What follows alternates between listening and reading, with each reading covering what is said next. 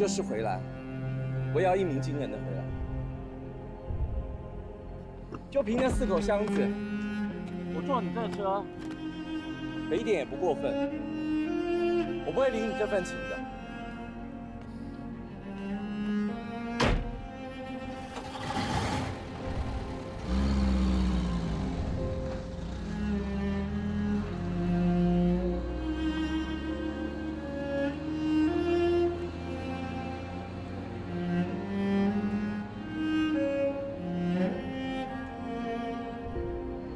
海王星降价，降价，降多少？洋人降多少，我们降多少。我再去一趟开滦美国。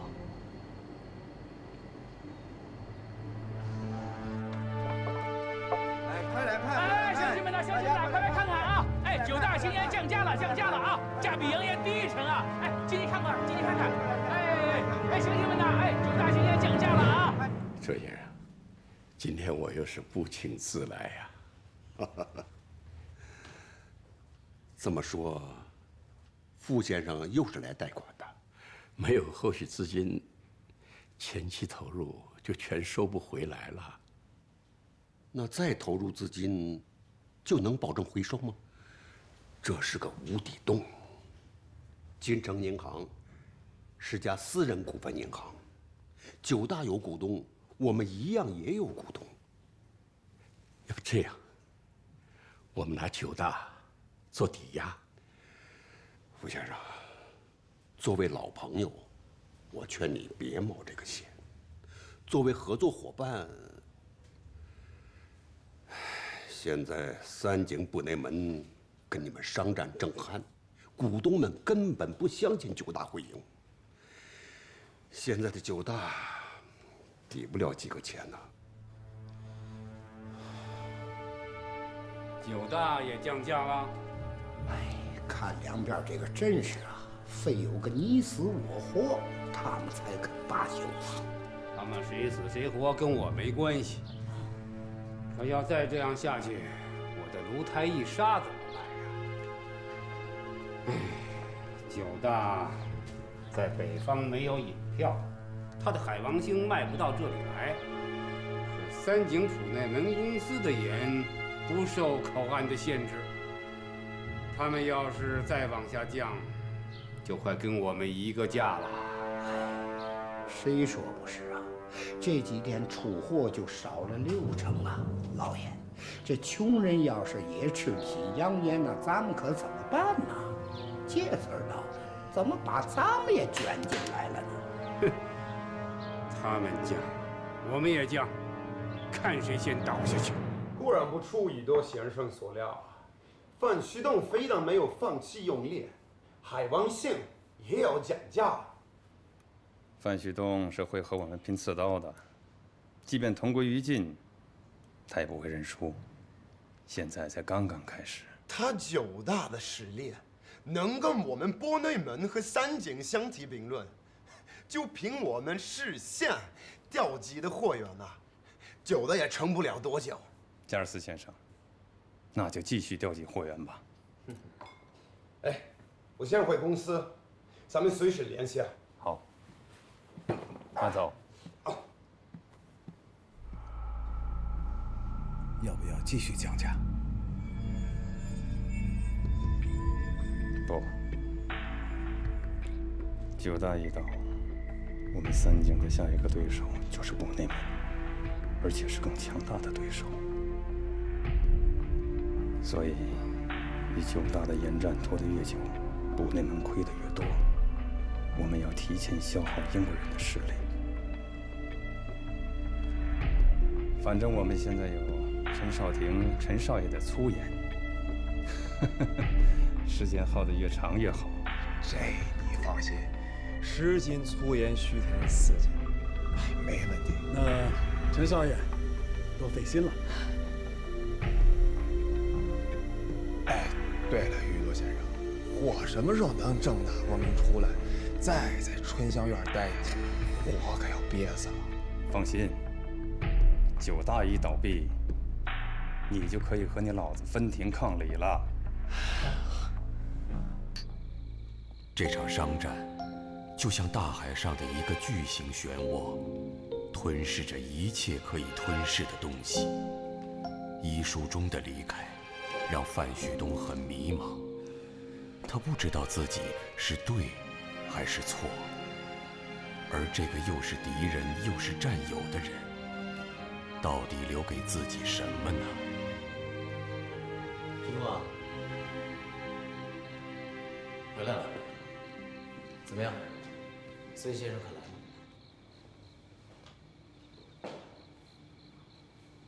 也难怪，咱们现在这是烂摊子，谁愿意往这火坑里面跳？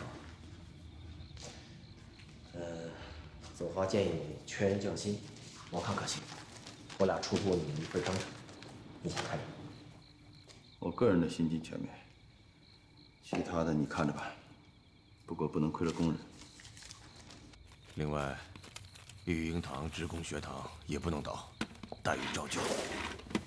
那永利土建的那2个厂房还剩点尾巴，建还是不建？如果马上建完的呢，就建。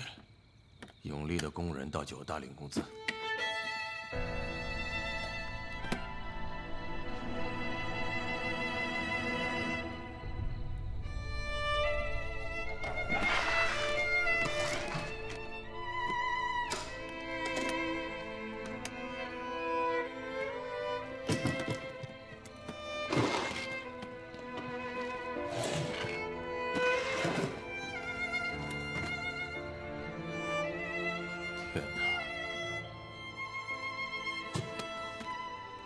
这个玉书中，这些年看来真没浪费时间。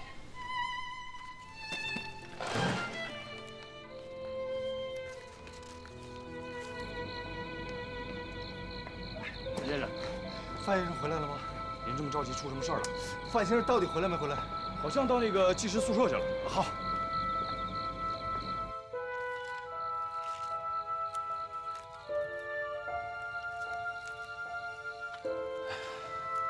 真没想到，书中做了这么多笔记。事情他离成功只差一步，功败垂成。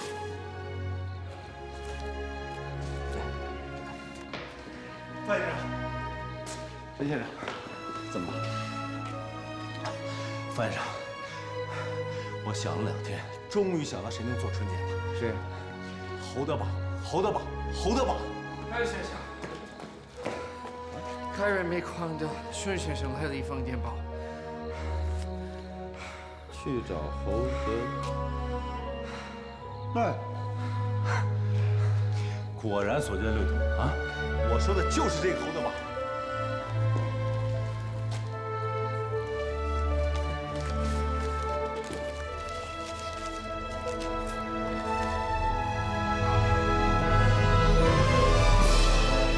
你们3位不约而同都推荐了同意。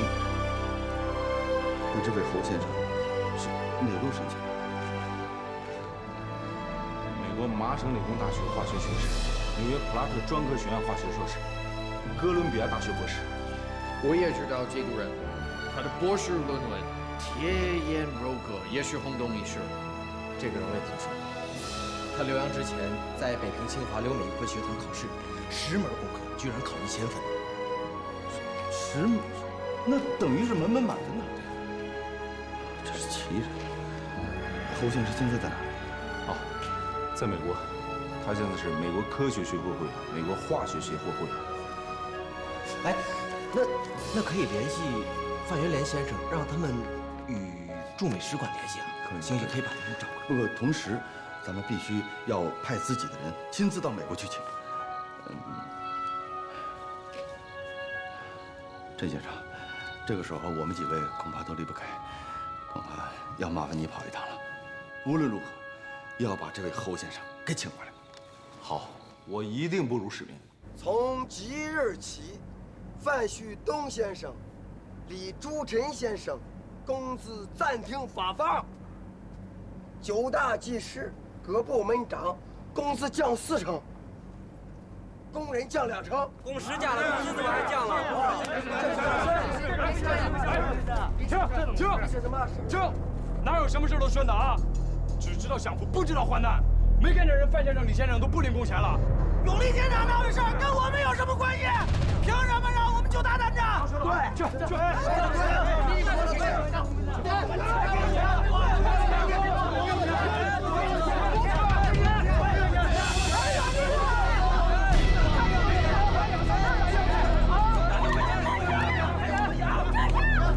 啥意思？你把9大和永利分家？他是永利的，他们2个也是永利的。你们还想在这儿拿钱？9大被你们给毁了，你们还让我们养？这月工钱给了我们就走。没有。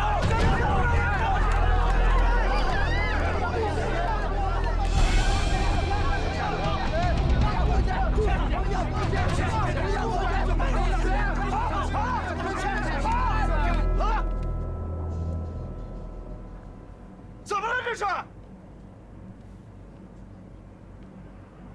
永利是我让建的，银子也是我赔的，谁气不过谁冲我来。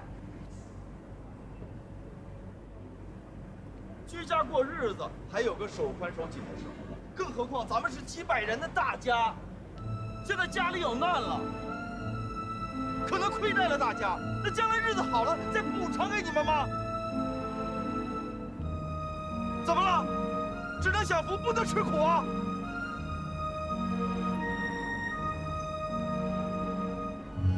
永利和9大就像2兄弟，现在弟弟有难了，哥哥不理，那将来弟弟出息了，他还会帮哥哥吗？过日子嘛，就应该大家帮衬着过。谁要有劲儿，在这儿闹回去烧几锅盐不好吗？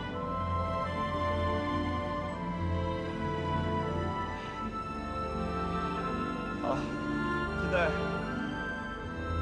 9大的弟兄往后退一步，先让永利的兄弟们领工钱。面对内忧外患的局面，范旭东不知道他还能撑多久。好在能作茧的人找到了，而那个更应该着急的人，却迟迟没有一点消息。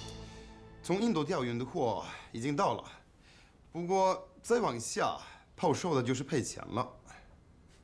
我们赔，就要赔的更多。通知桑金，降价2成。照原计划办，天津、江南4省5口岸的精盐降价2成。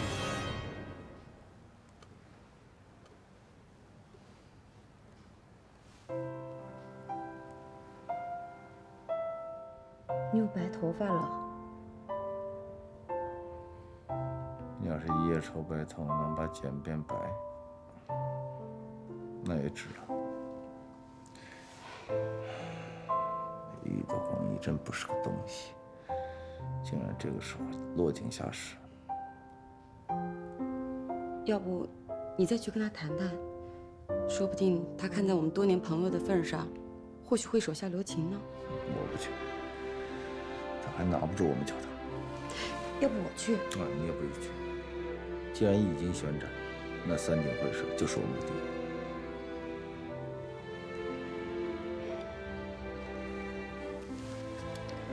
哎，你干什么？从今天开始，隔3差5就给财政部写信，非要把他们用盐免税的事儿办下来。你当面说都没有用，写信能有用吗？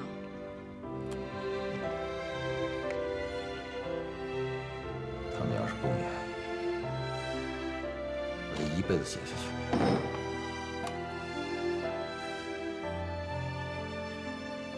牙膏、牙粉、漱口水还在盈利，但是海王星要是跟着扬言降2成的话，往后我们赔的就太多了。账面上还有多少钱啊？下个月发完工资就基本没钱了。那北京傅先生那边呢？有消息吗？我爸爸已经把所有的银行都跑遍了，没有人愿意给我们贷款。还有关先生啊，他说好了到上海去摸银啊。毫无音讯，一直联系不上他。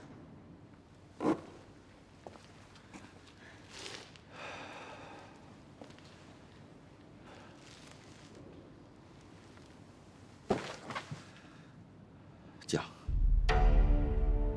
海王星降2成5。通知王子良，船队马上出发，一定要保证江南4省5口岸的货源。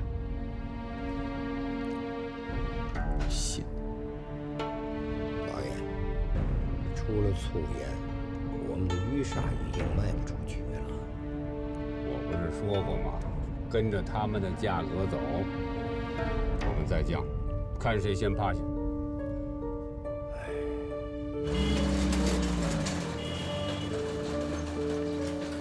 2成5啊！没想到范旭东居然跟我们叫板了。这哪里是在做买卖呀？这分明是在赌气嘛！赌气，咱爷赌不着酒了。他还一直在给财政部写信，要求工业用盐免税。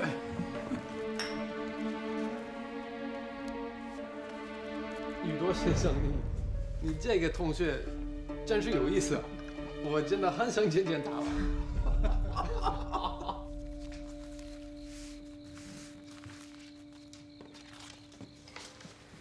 你呀，这是浪费精力和纸笔。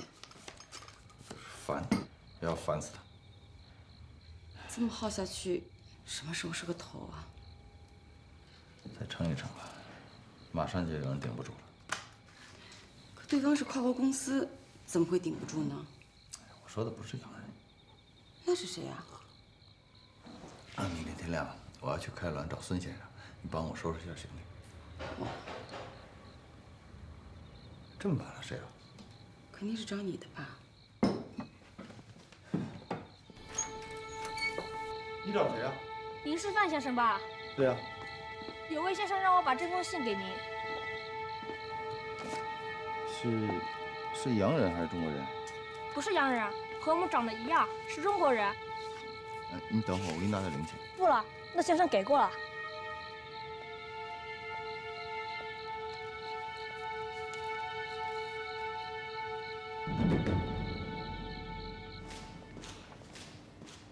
还没休息啊？啊，在做茧吗？这茧我可做不出来。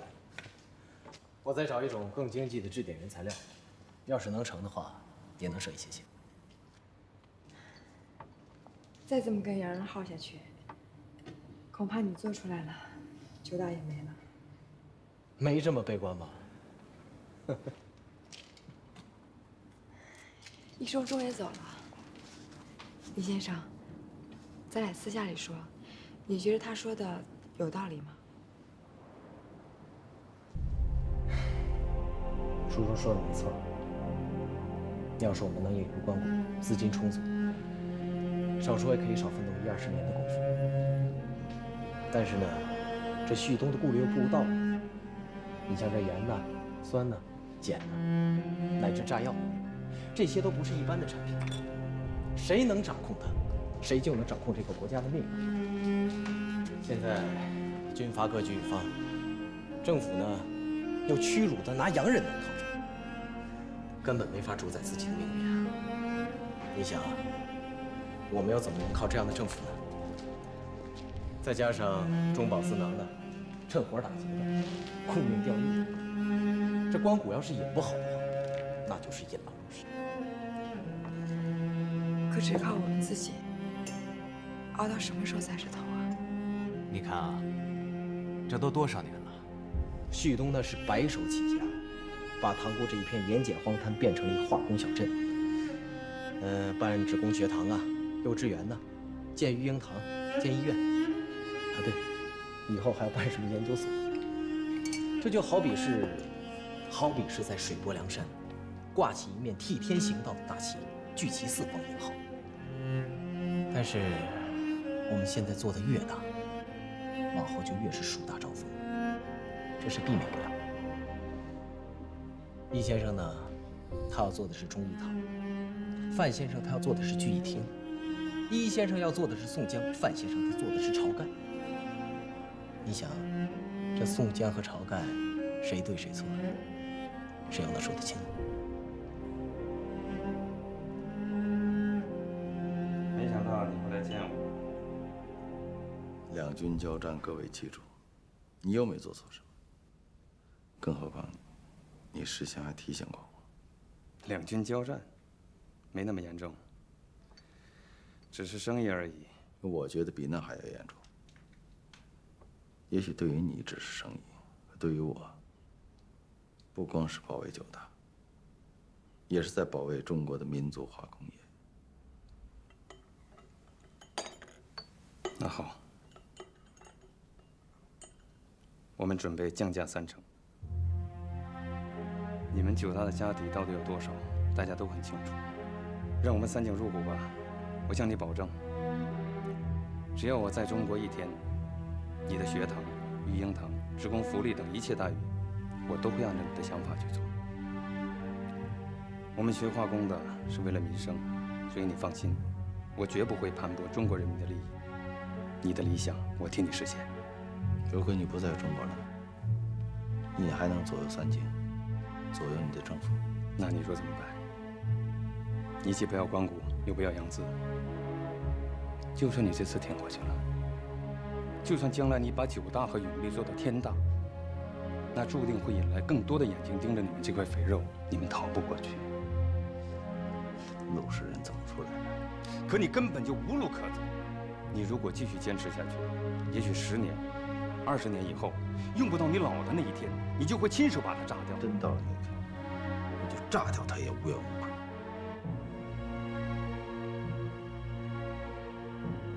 你想做当今的堂吉诃德？出路重要，将来重要，现在更重要。而且，现在输的未必是我。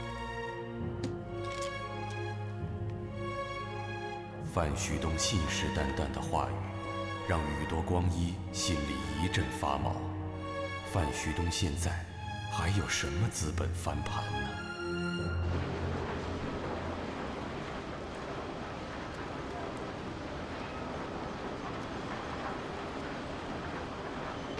范先生，请。又得麻烦您了。哎，不好意思，我给您叫孙先生的。你们孙先生不在办公室里办公啊？经常下矿。这会儿应该上来了。不好，出事了！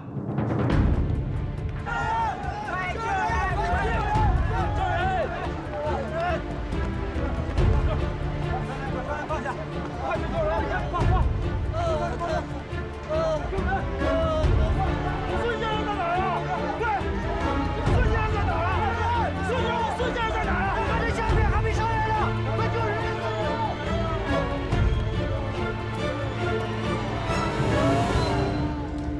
李先生，陈先生从美国来电报了。侯先生找到了？他没在美国。不在美国？他在哪儿啊？陈先生说，侯德榜向美国科学科告假，一走就是3个月，杳无音讯。不过，驻美大使李国七先生也在帮我们找呢。看来，这老天爷也不想让我们把陈先生做出来。好了，不人是人，中国矿物难道就不是人了吗？破火排渣、造血封孔这些技术哪样没给过你们？怎么还出这样的事情啊？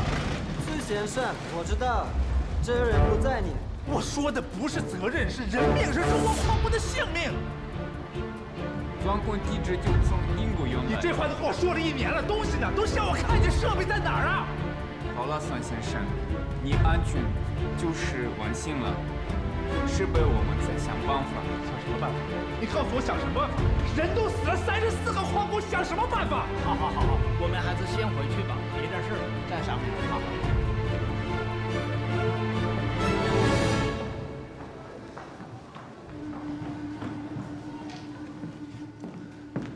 范先生，你醒了。陈先生，你刚才太冒失了，你也不知道里边什么情况就愣往里冲了。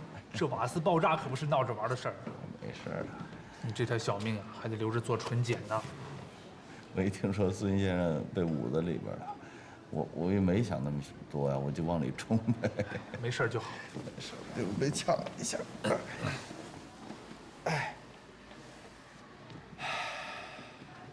孙先生，你有科学，有真理，可是到了这洋人手里，他们就只挑对他们有用的，能够为他们赚钱的。你说被选择过的真理，那还叫真理吗？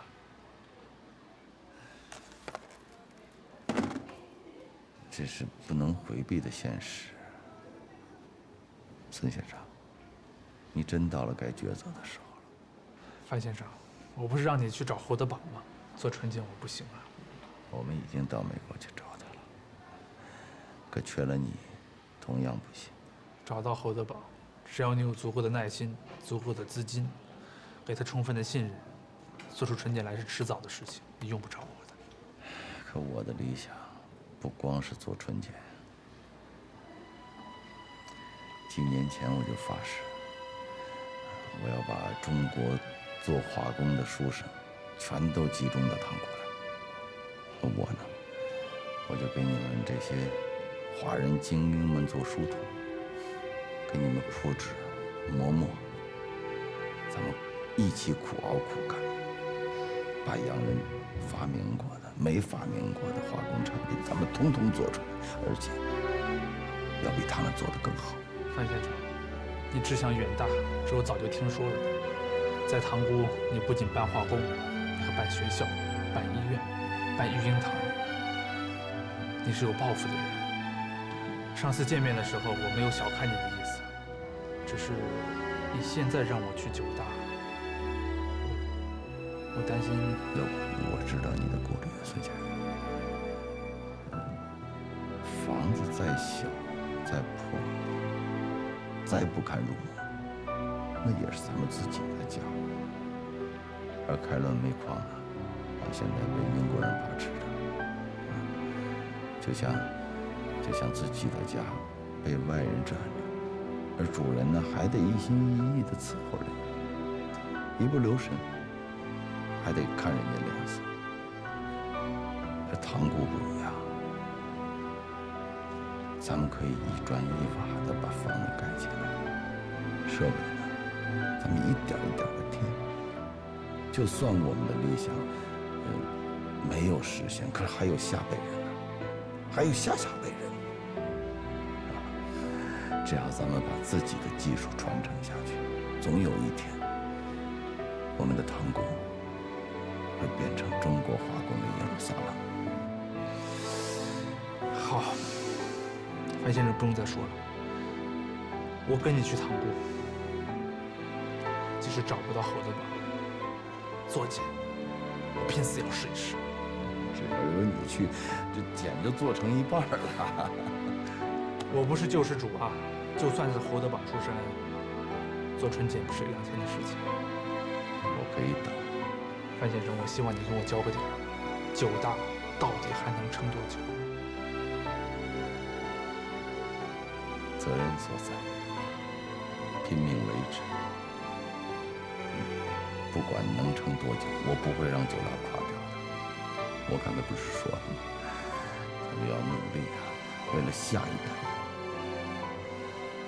好，只要你能撑下去，我处理完这里的事情，我就去塘沽找你，咱们办研究所，做纯检。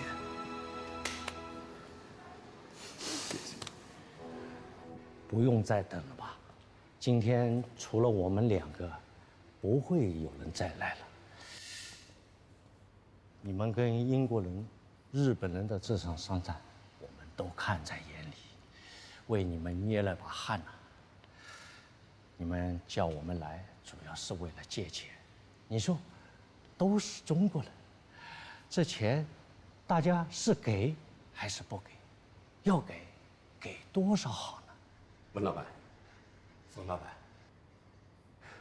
我这张老脸呢也不要了，只要能够闯过这一关，九大永利还是可为的。是啊，旭东已经派人到美国请技师去了。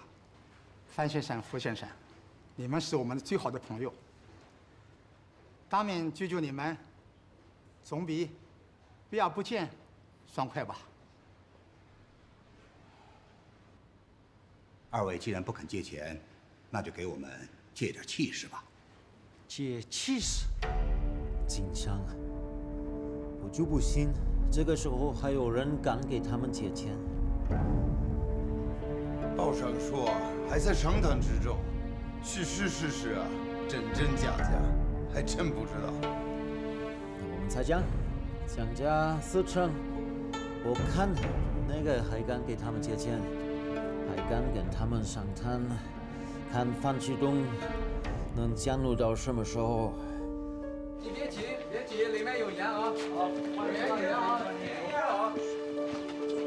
慢点，慢点啊！别急，别急，还有盐啊！这后天就发工资了，你说你怎么不着急呀你？我爸说山西商会只能做到这个份上，想挣这钱是绝对不可能的。这怕是吓不住洋人。只要不把咱们自己吓着就行。还有，苏盐用的差不多了，没有煤钱进货。厂子里的所有消息都要进行封锁，最近找可靠的供应商购，价格也跟着去。咱们也僵死着。原本岌岌可危的局面，随着不懈的努力，逐渐地向着范旭东期望的方向发展了。范旭东要做的，就是坚持，再坚持。我看看，这帮晋商出来添乱来了啊！你借钱就借钱，不借钱就不借钱，搞什么商谈？你说这盐价自古就是官价，再这么降下去，岂不天下大乱了？你们说这些没用的干什么呀？说点眼巴前的事。九大和洋人这么拼下去，我们的芦台一沙还怎么卖啊？没有了一沙，我们岂不都成了大造户了？大造户就大造户，咱们还卖粗盐，照样赚老鼻子钱。没那么糟糕，九大撑不了多久，等等就过去了。那可难说，那范旭东可真不是个凡人。他老哥范元莲现在又是教育总长了，这帮晋商要是给他们说点血，还不是不可能。九大还真的不能完，九大完了也该收拾我们了。这话说到点子上，就算我们没了一沙，将来卖粗盐，也不能让一家做了霸盘。买家不动，我们卖家哪有好日子过呀？陈老板的意思是帮九大，这我不反对，好歹我们都是中国人。我倒是真想帮我点，可我就纳了闷儿了，范旭东是真的沉得住气，还是想不起来求咱们呢？哼，这样吧，马上派人到山西商会去打听一下，看看他们是不是真的准备借钱给九大。石板家好啊！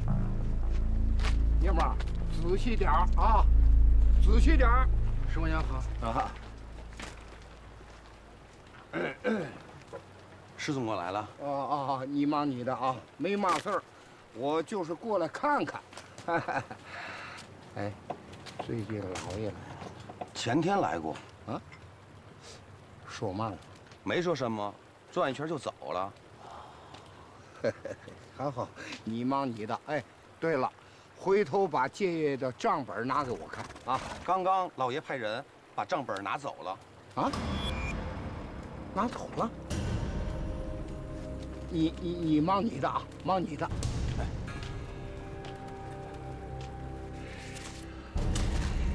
这事这几袋货我得到的好处，我全部要了，还不行吗？石先生，这个时候你怎么能说不干就不干了呢？哎呀，您了可能不知道啊，我们老爷可能发现少爷回来了，今儿又去了粗盐行，把账本都拿走了。我估计他是起了疑心呐，他要是查出来，我8条命都不够死的。就算陈朝廷回家了，陈立新有了账本，那又怎么样？虚田斤两是秤杆上的事儿，长路的盐堆得像山，他能轻易就查清楚了吗？我说日本爷呀，您了对我们老爷是太不了解了。我跟了他20多年，到现在我都不敢抬眼看他。他是能把盐公所的所长逼得自杀的主啊！他能逼你，我就不能逼你。您嘛意思？我要是把风声放出去，你们老爷饶得了你？上了这条船，除非船沉了，你下不去。哎呀，我说日本爷，我求求您了，九大已经走投无路了，我就是不给你们须田粗盐的姓范的，也是没有活路。您了何必为难我？三井的敌人不止九大一个，瞅您的这意思，我还非得永远干下去了。中国有句古话叫覆水难收。石先生，把你的钱收好。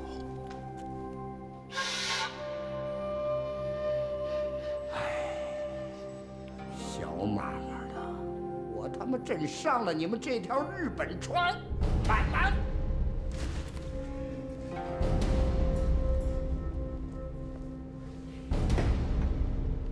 尽快安排陈少廷到东北避一避，这时候不宜节外生枝。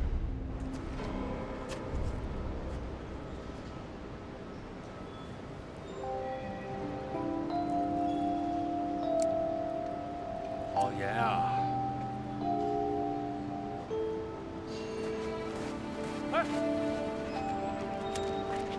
干嘛的？啊？我问你干嘛的？哦，我找人，找你们经理。找经理，你去办公室啊？往堆场跑干什么？我随便看一看。快去，下去！哎，我自己有脚。哎，干什么？我看你不是投盐的，就是投毒的。什么？投毒？岂有此理！你们怎么回事啊？上次有人投毒，怎么还不长教训？现在正是我们跟扬言较劲的时候。范先生说什么了？一个苍蝇他都不能放进工厂，还愣着干什么？搜！哎，你们太没有礼貌了！搜什么？有什么？搜到了吗？我让你往这跑的，轰出去！走，出去！哎，我鞋！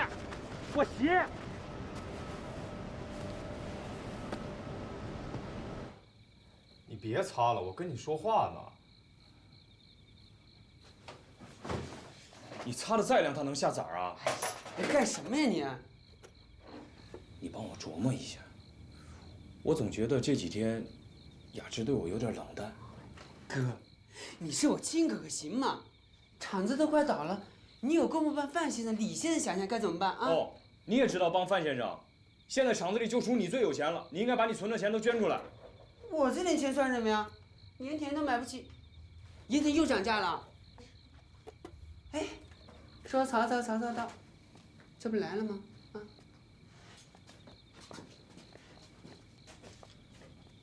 你们说我呢？没有。坐。哦。我是替厂子里着急，想找你商量一下，看能不能帮帮范先生。我也是这个意思，咱们一块儿给范先生凑点钱吧。凑是能凑啊，但咱们凑那点儿又有什么用呢？那多少是个心意呀。你看，我这有个长命锁，是我小时候我爹给我打的，你那有什么值钱的吗？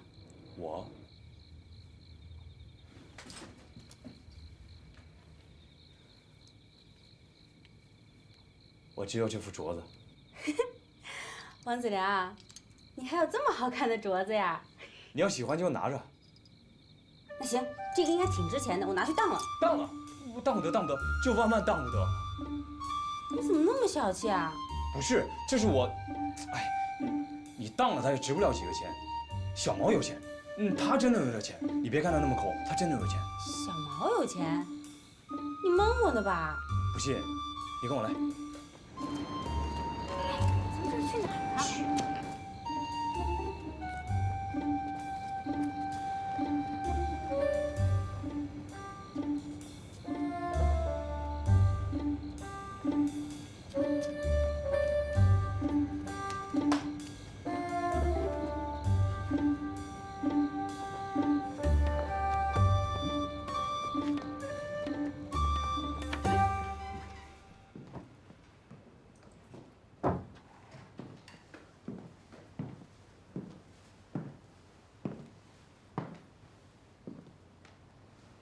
又没有找到侯先生。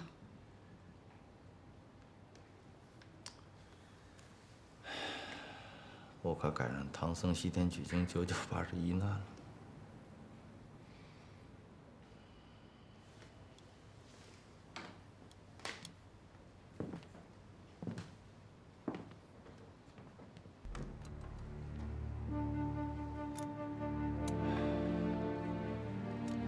知道这把古刀现在还能当多少钱？还有这个王世敏的长卷，我父亲年轻的时候喜好字画，不知道他什么时候收的，我想能当个好嫁接。王石敏，清楚死亡之手，你还有这么好的嫁妆？谁说是嫁妆？是父亲留给我的纪念物。